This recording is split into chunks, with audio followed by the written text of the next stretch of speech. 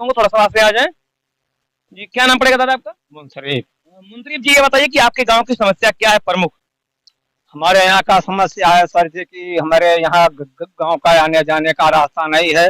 अगर कोई बीमारी समस्या आ जाए तो हम लोग यहाँ से चार पाई से लेकर के भंगा वाले रोड से हम लोग जाते हैं। दादा ये बताइए इसके लिए आपने किसी जनप्रतिनिधि या विधायक से कहा आज तक? जब यहाँ पर कोई सुविधा नहीं है कि आने कितनी बार ये विधायक जी से कहा गया है, प्रमुख से कहा गया है। यहाँ दादाजी ने बताया कि जो गांव की समस्या रोड को लेकर बेहद समस्या है, जिसके लिए ग्रामीणों को भारी समस्या होती है। हालांकि और भी लोग हैं, मैं इनसे जानने की कोशिश करूंगा क्योंकि गांव की समस्या बड़ी जटिल है। क्या नाम पड़ेगा सर आपका?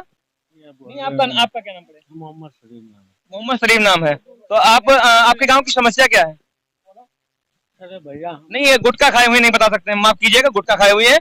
और लोग हमारे साथ में जानकारी करूँ। क्या नाम पड़ेगा भैया आपका? हाँ, मुन्नू ठेकेदार। मुन्नू ठेकेदार। ठेकेदार जी, ये बताइए गांव के आपके प्रमुख समस्या क्या है? बहुत बड़ी दिक्कत है सर। ये ऐसा है कि आधी रात में अगर बीमारी आ जाए तो बीमारी में है चारपाई से लाद कर अस्पताल को ले जाना पड़ता है। मतलब ये तमाम से यानी सांसद और विधायक भय और सबसे एप्लीकेशन लगा होगा, लेकिन कोई काम यहाँ की सुनवाई नहीं हुआ। ये आपके गांव के जो प्रधान जी हैं, इनके द्वारा कोई काम नहीं किया गया? ये कोई सुनवाई नहीं करते हैं। कौन है प्रधान आपके यहाँ? प्रधान श्रीवास्तव है। क्या नाम पड़ेगा?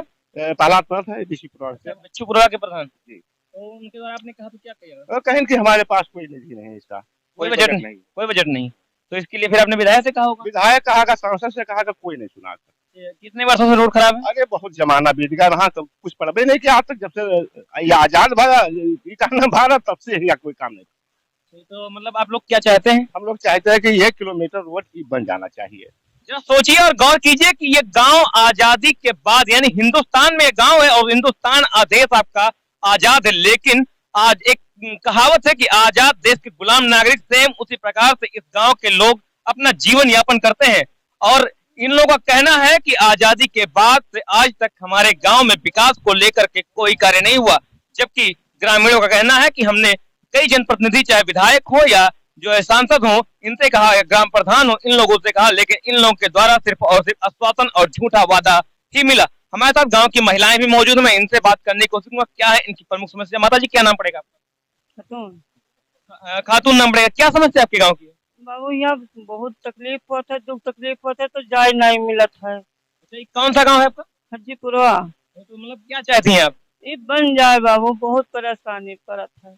सोचिए कि माता जी जो कह रहे हैं कि रास्ता नहीं है, समस्याओं का अंबार लगा हुआ, पूरे गांव में लोगों को आने जाने की भारी कठिनाइयां होती हैं। हालांकि हमारी टीम भी अभी जब आई तो यहाँ पे रास्ते नहीं थे, गड्ढे में तब्दील सड़कें थी, कच्चा मार्ग था, इसी रास्ते से होकर के हम भी आए हैं। और यहाँ पे और भी महिलाएं मौजूद, मैं इनसे जानकारी कहूँ। क्या नाम पड़ेगा माता जी आपका? श्यामराजी साहब।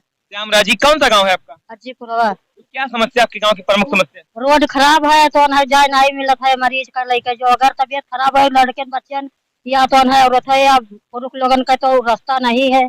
जाओ तो है हाथ पकड़ लेके जाओ या चार पाई पर लेकर जाओ तो वो रोड पर यहाँ 1 किलोमीटर जाए कहीं पहुँच कहीं तब वहाँ जाए कहीं दूसरा साधन मिल रहा है। तो सरकार कहती कि हमने एम्बुलेंस की व्यवस्था करवा दी, तो एम्बुलेंस आपके गाँव में नहीं आती?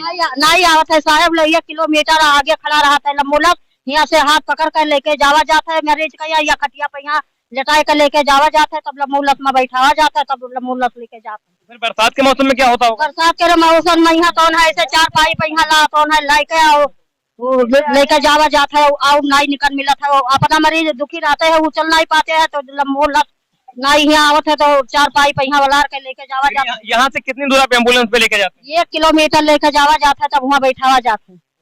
अगर भारी समस्या हो जाए, मान लीजिए कोई बड़ी बीमारी आ गई इंसान को या बेहोशी वगैरह हो गई, तो इसमें क्या करेंगे आप? वही काम हुआ था साहब, वही हाँ पहुँच नहीं मिलत है, भले ही तो दम टूट जाए लगे पहुँच नहीं मिलत है कि तो बीच रास्ता में झटके से लेके चले जाओ। फिर आप मौजूदा सरकार जो इससे सहमत नहीं है?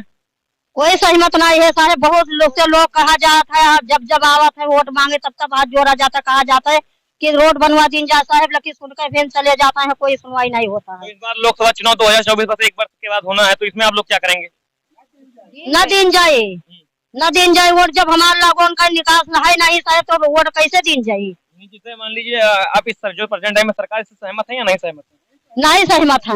क्या मांग है आपकी? हमारी मांग है कि रोड बनवा दी जाए साहब, हमारे लड़के बच्चे दुखी हुए तो रोड पर निकल कर यहाँ तो बोले जाए निकल कर यहाँ हुआ रोड पर यहाँ। तो आपके यहाँ माता जी ये तो शिक्षा की व्यवस्था क्या है? जैसे हमने देखा है हमने देखा है कि आपके यहाँ जो एप्लीकेशन लिखा गया था, एप्लीकेशन अधिकतर अंगूठे लगाए गए थे, उसमें नाम नहीं दर्ज था।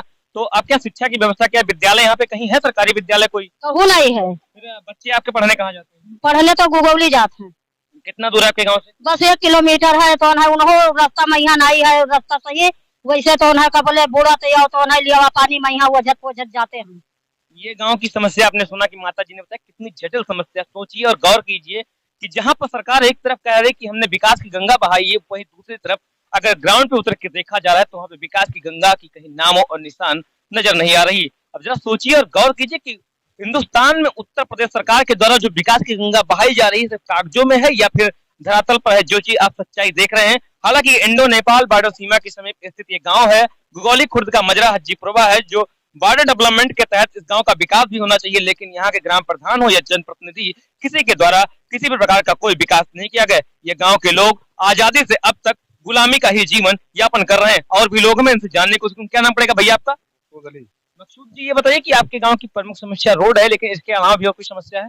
जब गाँव में रो रास्ता है ना, बहरे रोड है, हमें रोड वहाँ पतोहे का लाद लेके के ना सब मुहारे के खड्डा गड्ढा है, रास्ता में गड्ढा, और जो है पतोहे के लाद लेके वहाँ के ना अस्पताल के यहाँ राभी हुए अस्पताल में ही। अगर नहीं मौका है, नहीं अगर विश्वास है तो आप जांच के लीजिए। नहीं मतलब आपकी बहू क्या हुआ तो जो आपको अस्पताल ले जाना पड़ा इमरजेंसी? डिलीवरी है, डिलीवरी का मामला था, तो एम्बुलेंस यहाँ तक नहीं आई थी? यहाँ पर नहीं है, 1 किलोमीटर दूरी खड़ी होती है। इसके लिए आपने किसी को कंप्लेन भी किया था? अरे बहुत जन से कंप्लेन किया गया, हर विधायक MP प्रमुख सबसे कहा गया, लेकिन कोई नहीं सुनता।